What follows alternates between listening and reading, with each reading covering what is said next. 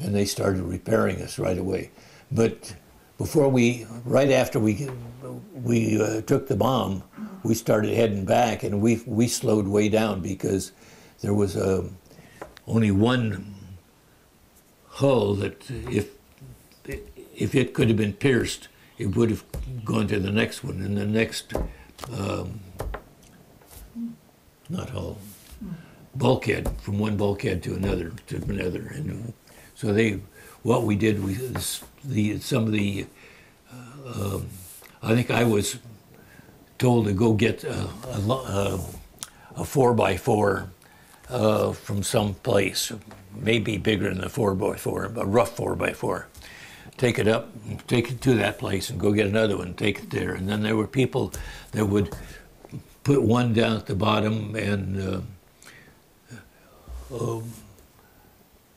maybe on one side, and then they would put a beam across the center of the bulkhead, and then they would set another one up there and one coming down, and brace that, and so that it would be better supported until we got in.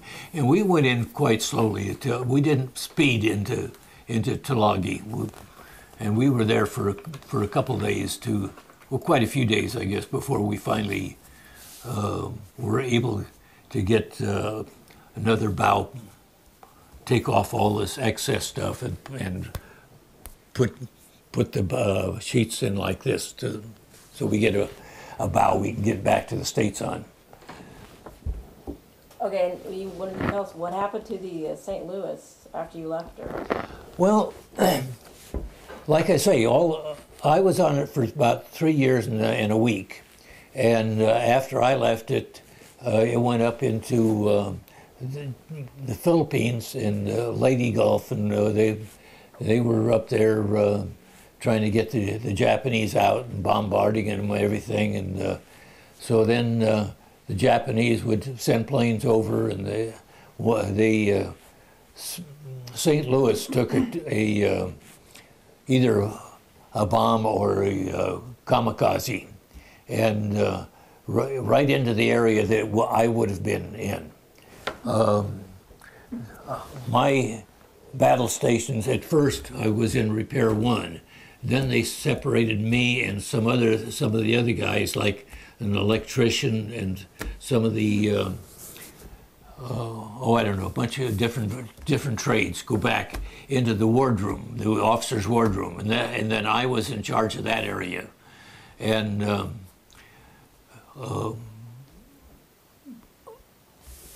that was also set up more or less as a secondary hospital area. If they got too many people injured to go down into the sick bay area, then they would send them up there, and they put the officers' mess tables were solid.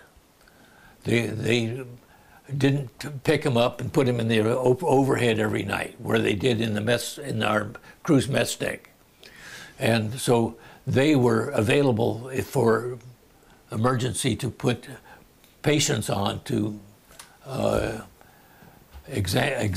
take care of them. And but anyway, they were up in Leyte, and then they went down to that island, Japanese island. What's the name of it again? Huh? Okinawa. And while they were down there, they took another kamikaze down there. Then after the war, they were sent to the East Coast, and they, along with several of the same type of ship, but a little bit older, were berthed there for a while, and then they were put up for auction. And the St. Louis was sold to Brazil, and it was in the Brazilian Navy for 20 years, I guess, before they finally decided it wasn't worth the upkeep. And one of her sister ships, two of her sister ships, were sold to Argentine, and one of those cruisers was in the Battle of what was the name of that battle? Falkland Islands, and the British sunk it. But Ours was in Brazil, and it was in their Navy for a long time, and then finally they just were leaving it, and somebody got word that they were going to sell it. So that's when the USS St. Louis organization was come into effect, and they tried to get a whole bunch of guys together, and I was one of the initial ones that went to the first reunion. Yeah, we were. Yeah. And I think it was in Phoenix. Yeah. And my mother was living in Phoenix at the time. But anyway, we went there and we were discussing trying to get Congress to help us make a museum out of it. And so finally, Congress wouldn't agree with us. And so anyway, the Chinese bought the St. Louis. And they were having it towed across the Atlantic. And on the way to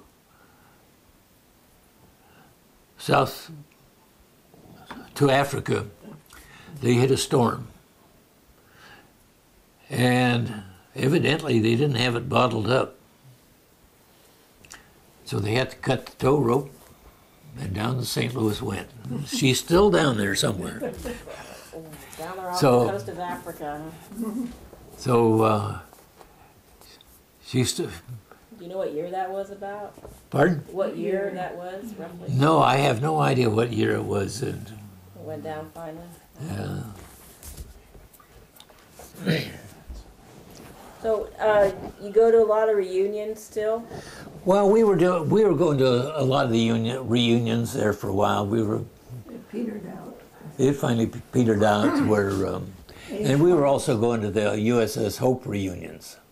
But the St. Louis, there were so many people had come and gone on the St. Louis from the time it was commissioned.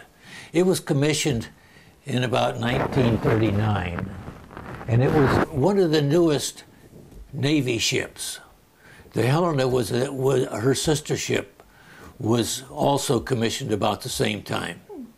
And she come around from the East Coast, come up into Long Beach, and that's where I went aboard. I went up, took with my sea bag and my hammock and went up there and went aboard this right there in Long Beach.